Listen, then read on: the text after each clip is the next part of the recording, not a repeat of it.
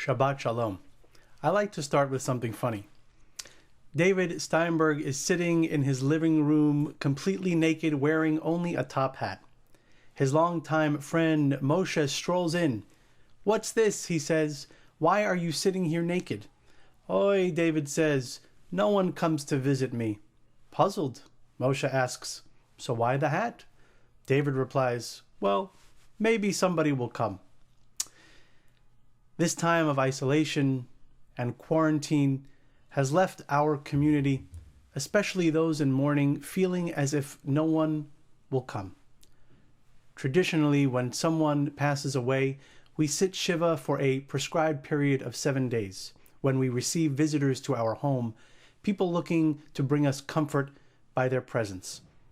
And while Zoom Shiva has now become ordinary, it is still very much out of the ordinary, with so many people craving a human connection, a gentle embrace, a kiss on the cheek, and a shoulder to lean on. These past 2 weeks have been particularly challenging for our family.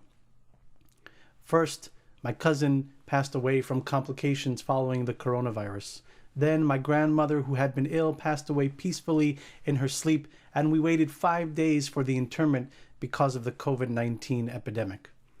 Now, of course, our situation isn't unique. In fact, several members of our congregation faced similar situations, waiting 5 to 7 days to intern their loved one. As we know, our faith teaches us that we are to intern the deceased within 24 hours of their passing. Strange, weird, surreal, these were all adjectives used to describe the waiting process. As I struggled to find a place of comfort and find the words to comfort others, I was struck by a conversation I had with a former bar mitzvah student, now 19 years old, whose father passed away after being exposed to the virus. He and I were discussing the prospect of having to wait a week for him to bury his dad. After almost a week of waiting, the family was finally able to hold a small graveside funeral. And our final conversation, just minutes before this young man buried his father, he said something that will stick with me forever. "I waited so long to cry," he said. "I just can't do it. It's not because I don't want to or because I don't feel anything. I can't cry because it would be irresponsible to do that to my father. I must let his soul go, and it's not fair of me to hold him back with my tears." At first, I wasn't quite sure how to respond. You see, I've spent the past 2 decades counseling, consoling, and comforting people who are hurting, but never like this. After some thought and study, I turned our attention to this week's Torah portion, Achrei-Mot, and its subsequent commentary.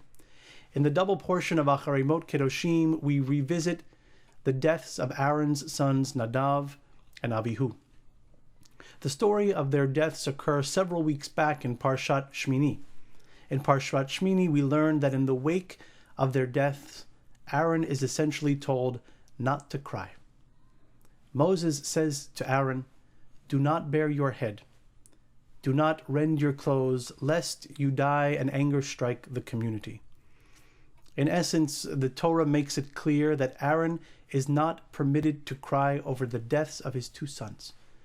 He must hold back his tears and delay grieving. How can it be that Moses instructs Aaron not to mourn? This is seemingly antithetical to the Jewish grieving process, where we are instructed to tear our clothes, sit low to the ground, and deprive ourselves of a sense of normalcy. Torah commentators point to Parshat Achrei-Mot for the answer. In Achrei-Mot, the Torah mentions the deaths of Aaron's sons again. Seldom does the Torah revisit, or rehash, or restate a storyline. Some Torah commentators suggest that in revisiting the deaths of Nadav and Avihu, God gives Aaron a second chance to mourn, the ability to create a space to cry.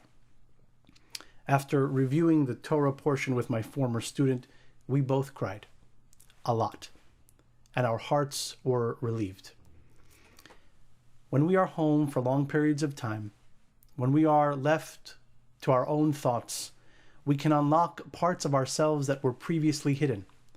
This is the perfect time for reflection, for crying, for allowing ourselves to experience the full range of human emotion that society often encourages us to keep hidden or suppressed. Sometimes we postpone or delay the desires of our heart. How often do we walk away from a conversation with someone we care and say, I shouldn't have said that? How many of us have sat next to a relative or a friend who is nearing the end of their life and wish we had said all we wanted to say? How often do we wait until it is too late? I want to suggest that Achrei-Mot has a subtle but powerful message. Do it while we are here. Don't wait. Aaron may have been given a second chance, but we may not. Do it while we are here. Say the things we want to say. Pursue the dreams we create for ourselves. Allow our ambitions to flourish. Cry the tears we need to cry. Do it while we are here. In preparing these remarks today, I was reminded of the song When I Am Gone by Phil Oakes, who wrote, I won't feel the flowing of time when I'm gone. I won't feel the pleasures of love. They will not be mine when I'm gone. I won't breathe the bracing air when I'm gone. I can't even worry about my cares when I'm gone. I won't be asked to do my share when I'm gone, and I can't even suffer the pain when I'm gone, so I guess I'll have to do it while I'm here. We know that there are people suffering all over the world from this disease, and many of us have been personally affected by it. This week's Torah portion is a reminder to us all that we should seize the opportunity we've been given during this time of isolation. We are with our families, and that is perhaps the silver lining. How often do we get the opportunity to completely shut out the world? For me, being home has meant watching my now 7-month-old son crawl for the very first time and say the word mama. For others, it's meant getting to share sacred time with their adult children who've returned from college.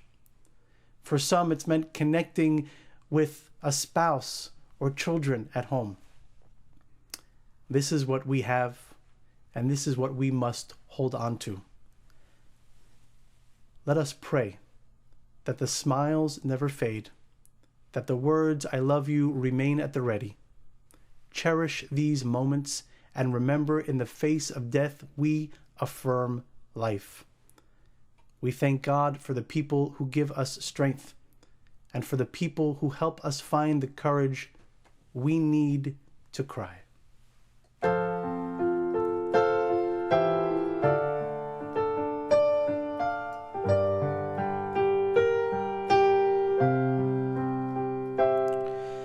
There's no place in this world I'll belong when I'm gone, and I won't know the right from the wrong when I'm gone, and you won't find me singing this song when I'm gone, so I guess I'll have to do it while I'm here, and I won't feel the flowing of time when I'm gone. The pleasures of love will not be mine when I'm gone. My pen won't pour out a lyric line when I'm gone. So I guess I'll have to do it while I'm here. And I won't breathe the bracing air when I'm gone. And I can't even worry about my cares when I'm gone. Won't be asked to do my share when I'm gone, so I guess I'll have to do it while I'm here. So I guess I'll have to do it while I'm here. Shabbat Shalom.